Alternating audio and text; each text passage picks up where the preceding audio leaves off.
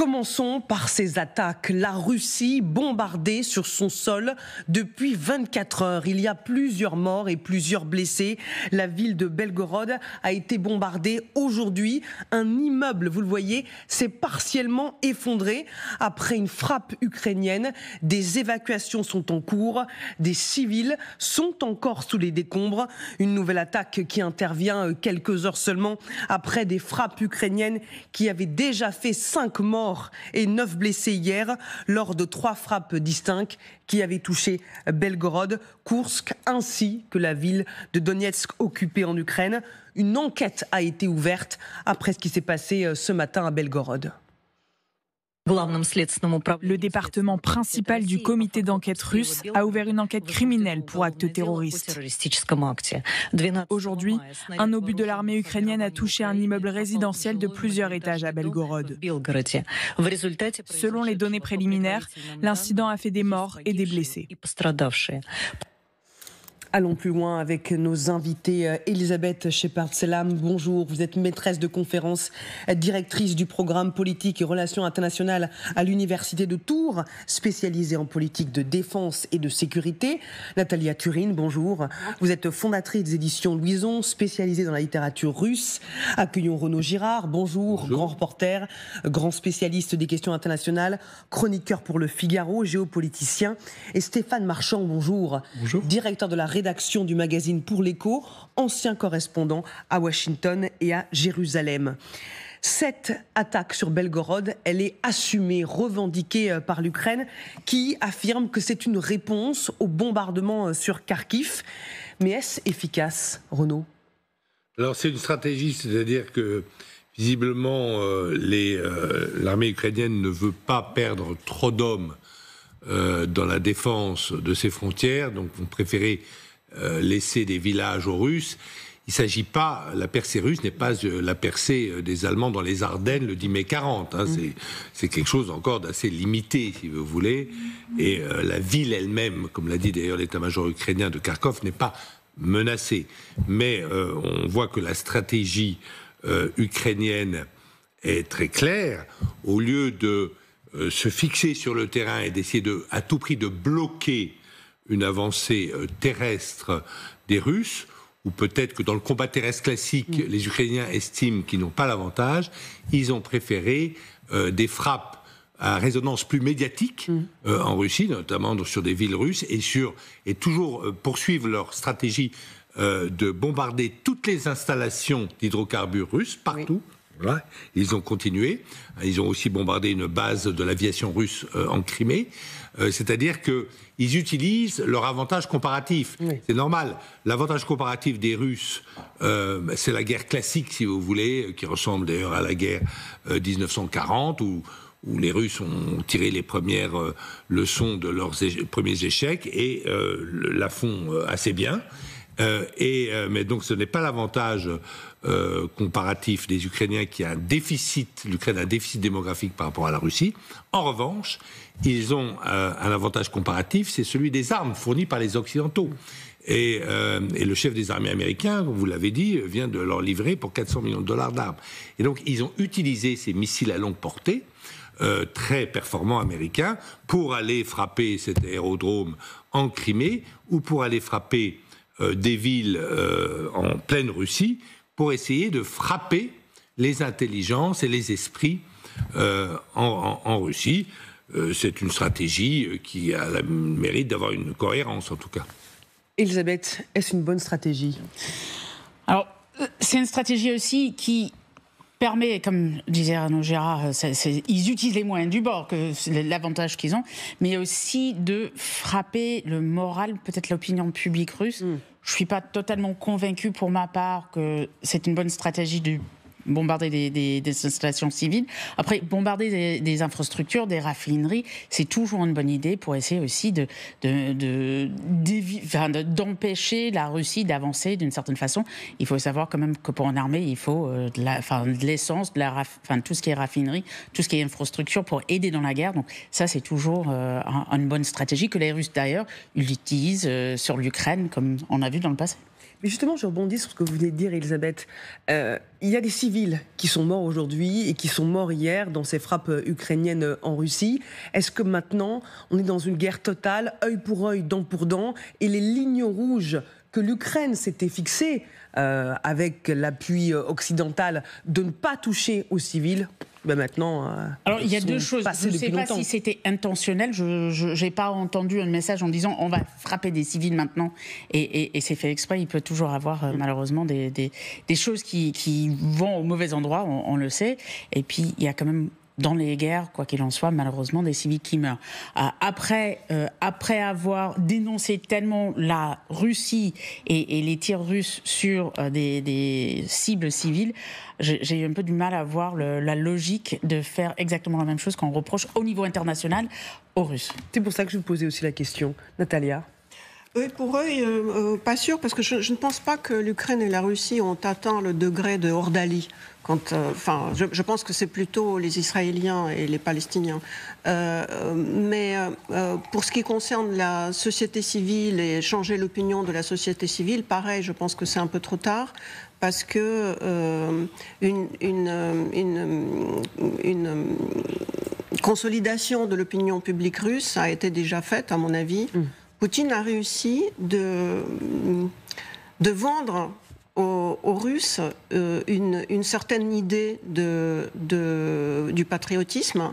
Il s'est débarrassé à mon avis, d'une espèce de psychose qui existait en Russie depuis plusieurs siècles, depuis le XVIe siècle. C'est-à-dire que la Russie vivait et voulant plaire à l'Occident, à commencer par Pierre le Grand et même son père. C'est-à-dire que la Russie voulait à tout prix devenir comme l'Occident.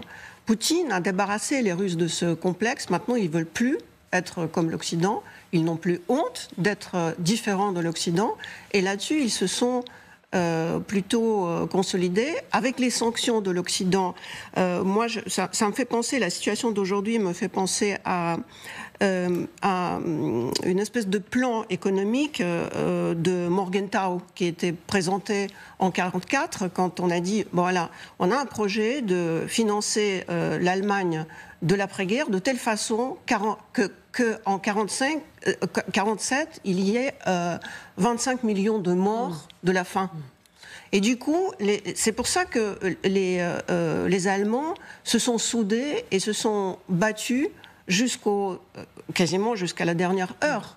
Parce que quand le Troisième Reich a publié ce plan, qui finalement n'était pas celui-là, mais un autre, qui était une vraie aide, on a expliqué aux Allemands qu'on veut juste votre mort. Donc Poutine essaie d'expliquer aux Russes qu'avec les sanctions, on vous prive des médicaments, on vous prive de tout, en fait, on veut notre mort. Et je pense que là-dessus, c'est un tout petit peu... il gagne, parce que finalement, j'ai du mal à le dire, mais il a une stratégie, Poutine. Je ne sais pas si l'Europe a une stratégie, mais Poutine, il en a une. Ah, et on y reviendra évidemment largement dans cette émission. Stéphane Marchand, sur les bombardements ukrainiens sur les villes russes. Je dirais que c'est la moindre difficulté pour les Ukrainiens que de frapper à Belgorod. Ils l'ont fait très souvent, soit eux, soit des milices russes travaillant avec eux et avec les services de renseignement. Donc c'est assez logique d'imaginer que pour trouver une solution militaire simple, frappant les esprits, on s'attaque à Belgorod. En ce moment, l'inquiétude des Ukrainiens, c'est la ville de Kharkiv. Évidemment, ils veulent, même si la plupart des experts militaires disent que les forces concentrées dans le nord, pas loin de Kharkiv, et celles qui sont en réserve, à elles entières, ne permettraient pas une occupation de Kharkiv. Et par conséquent, l'objectif des Russes est inférieur à celui-là. C'est inférieur à la prise et le contrôle de Kharkiv. Donc on ne sait pas exactement ce qu'ils mesurent. Peut-être est-ce qu'ils visent la route entre Kharkiv et Kiev de manière à asphyxier la ville. Mais pour le moment, ça n'est pas directement la ville de Kharkiv. Ensuite, c'est une bonne idée que de fixer des ressources militaires russes quelque part, autrement sur Kharkiv. Donc Belgorod est une option. Vous savez, par exemple, assez régulièrement, il y a toute une série de rumeurs sur nous allons nous attaquer au printemps, à l'été, à l'automne, au pont de Kerch. Oui. Alors ça, c'est encore plus efficace parce que ça permet de fixer des moyens russes considérables de défense antiaérienne autour du pont de Kerch. Donc c'est un mélange d'actions offensives spectaculaires et en même temps, tactiquement, ça peut avoir un petit effet.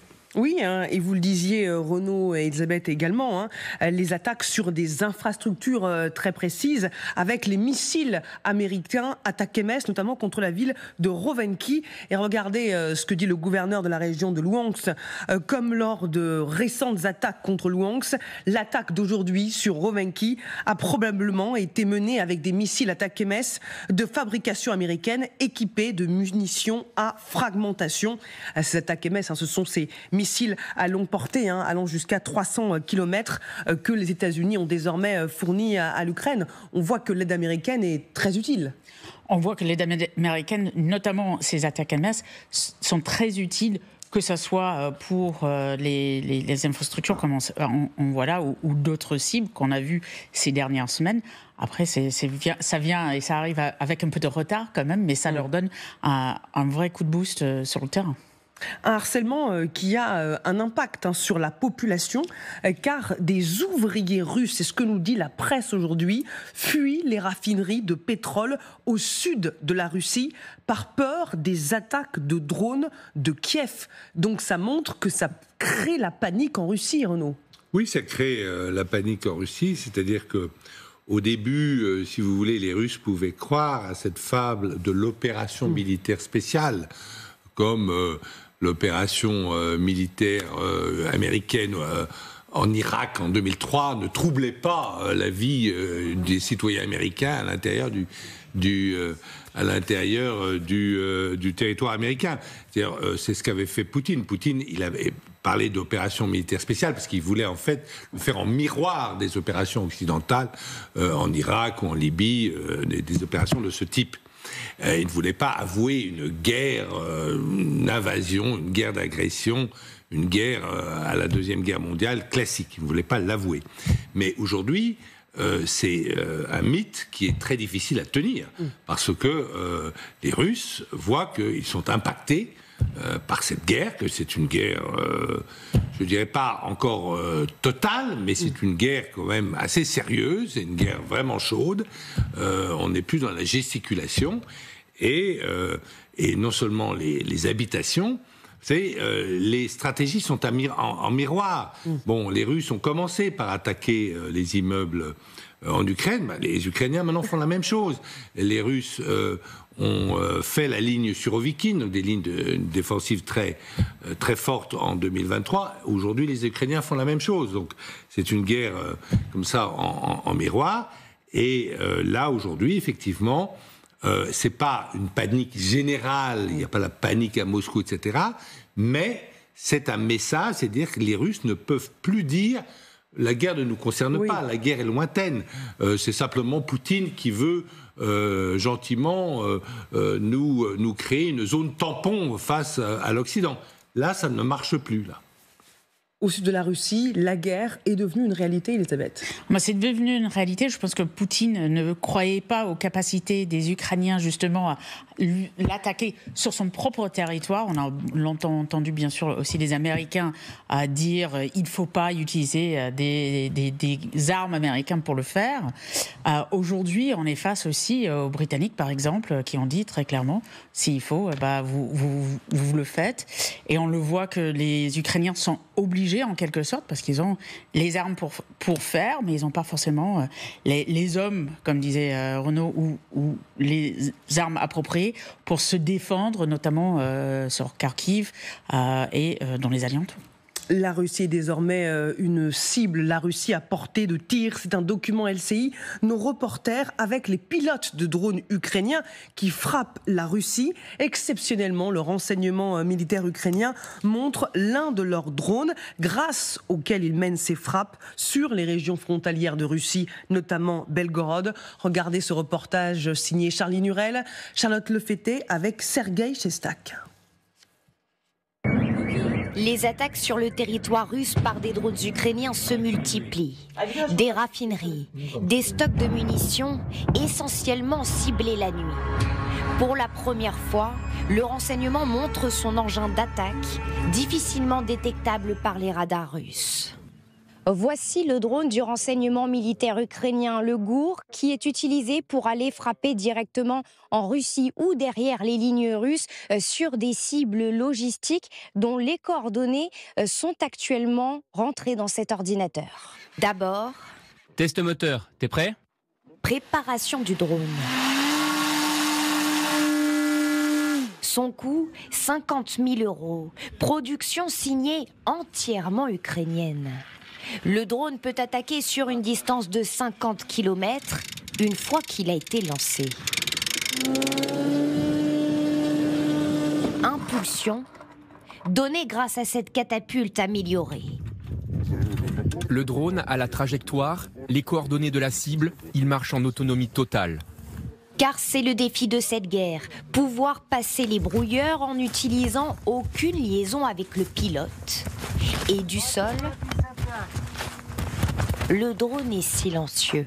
C'est pas efficace de l'utiliser de jour, c'est mieux de nuit. On le voit pas, on l'entend pas non plus parce qu'il est silencieux. C'est pas un moteur à essence, c'est électrique. Et comme on dit dans les renseignements, tu arrives invisible, tu fais ta mission et tu repars sans laisser de traces. Pour frapper furtivement et anéantir la cible, ces buissons pour l'entraînement. Puis le drone revient automatiquement, prêt pour sa nouvelle mission. Comme il n'émet pas d'informations en vol et ne transmet pas de données, quand les Russes le voient sur leur radar, ils pensent que c'est un oiseau qui vole ou une petite interférence, donc c'est difficile de le détecter. Élément déterminant de cette guerre, le perfectionnement de ces drones intelligents pour conserver la vie des hommes tout en ciblant les points stratégiques. Document signé Charline Hurel.